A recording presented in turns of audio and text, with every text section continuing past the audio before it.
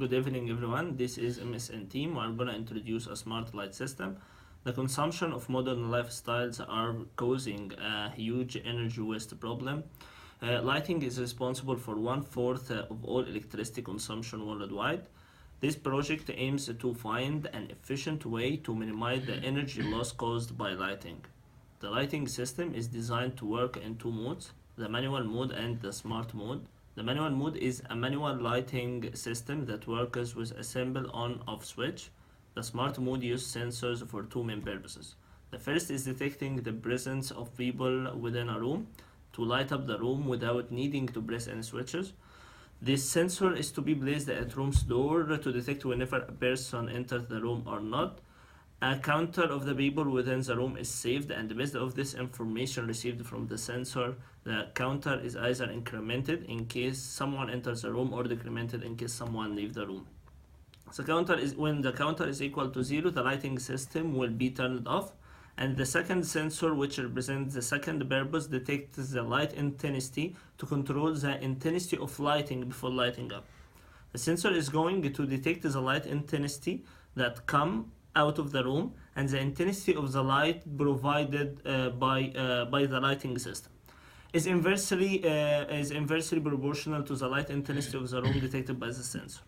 By using the smart light system that I introduced, a considerable amount of electricity can be saved, and this presents a solution to one of the most common problems presented nowadays. In this part, I will introduce the manual mode. The manual mode is very easy and simple because whenever you switch on the switch 0, it enables the manual mode, so it indicates 4 because we have only 4 levels 0, 1, 2, 3, and the 4 indicates that we are on the manual mode. So if you switch on the switch 1, the lamp is on, and if you switch it off, it comes off again. If you switch off the 0 switch, it enables the smart mode, so it indicates 0 because this is a closed box and no intensity indicated by the sensor. Whenever the sensor senses there is a 1 in the room, it enables the lamp is on because the intensity light is 0 and there is someone in the room, so it's on the highest voltage. This is all about the manual mode. Hello everybody, my name is Ibrahim. I'm gonna now introduce my participation in the project, which is the counterpart. In the counterpart, we have used two sensors for the motion, and we have made an assumption, which is we have two doors, one for entering and one for outgoing. So both sensors are working independently, meaning if someone enters the room, it will be incremented in the counter, which is using 7 segments, okay, and it will be displayed. And if someone out of the room, it will be decremented and it will be displayed on the same 7 segments, the 7 segments used to display the count in the room. Within the smart lighting system, we have used that whenever the light detects that there is no one inside the room, it will close the lighting mode if you are using the smart lighting mode. However, if you are using the manual lighting mode, it will be displayed on or off. It depends on whatever the user wants, and it will be independent of how many people in the room. And we have used a reasonable, let's say, frequency for counting up and down for the sensor. We have tried many times, and we have detected that if we use 10 multiplied 10 to the power of 6, like a period, just to detect that if there is someone enters the room or leave the room, the counter will detect it correctly. Meaning this value is the most reasonable one in order to detect the motion of people in a normal walk, not very speed and not very low. Now we will see the effect of the smart light system on the counter of the outgoing door. Now the 7 segment detect that there is only one person inside the room and the lamp is open, therefore I will need to open the lamp for him. So if he leaves the room, it will detect 0 and the lamp will be closed.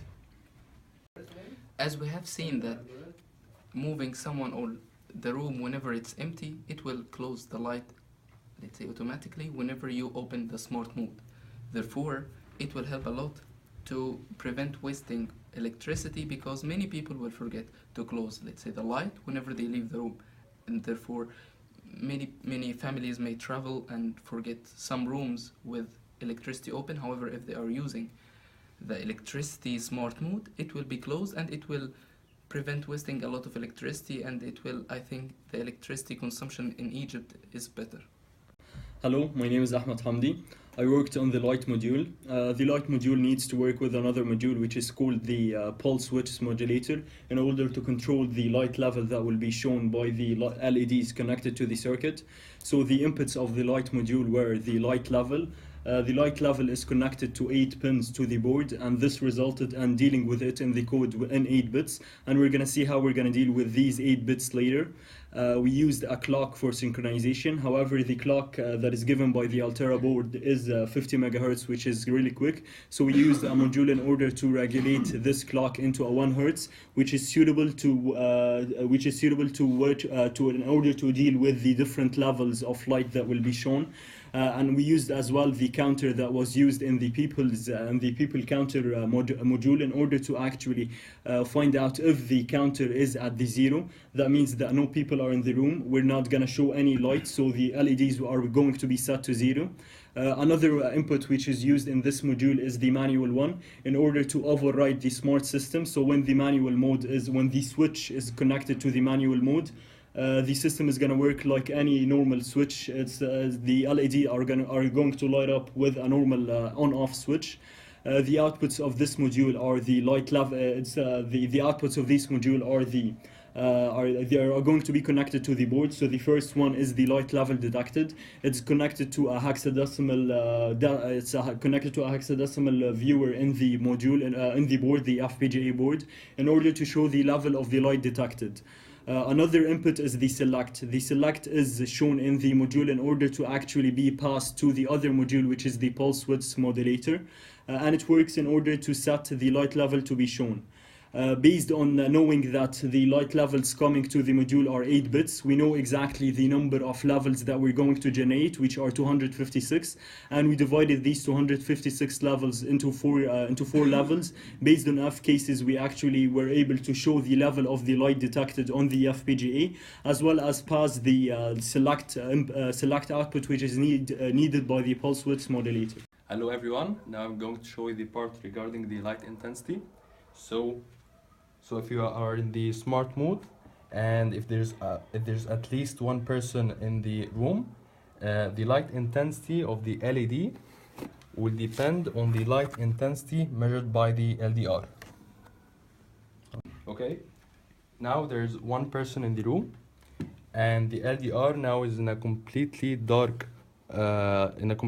box.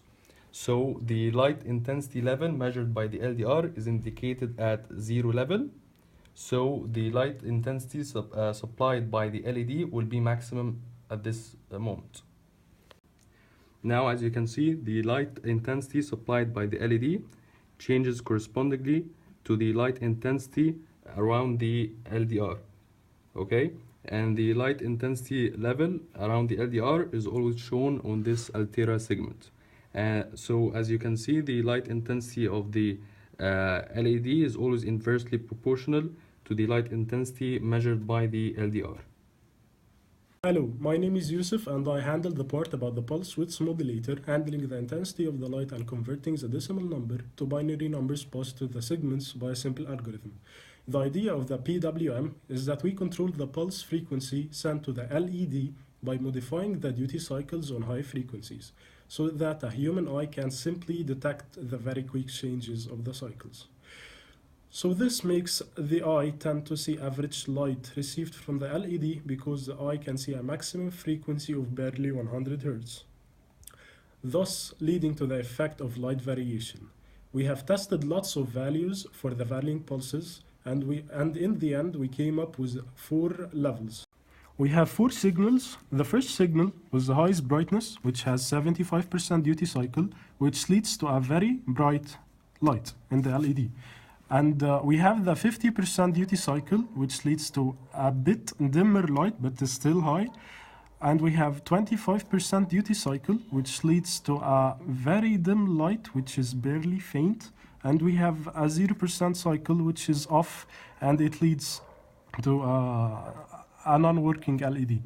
Okay, everyone, I'm going to show you the algorithm that we use to transform values from their binary form to their equivalent BCD form to show them on the Altera board. So we have an 8-bit value ranging from 0 to 255 in decimal. Let's take this value, for example, which corresponds to 162. So we take the 8 bits and write them like this. And we have 3 columns, one for the units, and one for the tens, and one for the hundreds. And the resulting value of all of them at the end will represent the decimal value of every one separately. So we shift to the left, 1 bit at a time. And then, if the value is greater than 5 or equal to it, we add 3. Otherwise, we shift again. And we keep doing this like that in this manner. So we shift the 1 here. It's less than 5, so we shift the 0. It's less than 5, so we shift the 1. The 101 in the units column is equal to 5, so we add 3 to it. It's 8.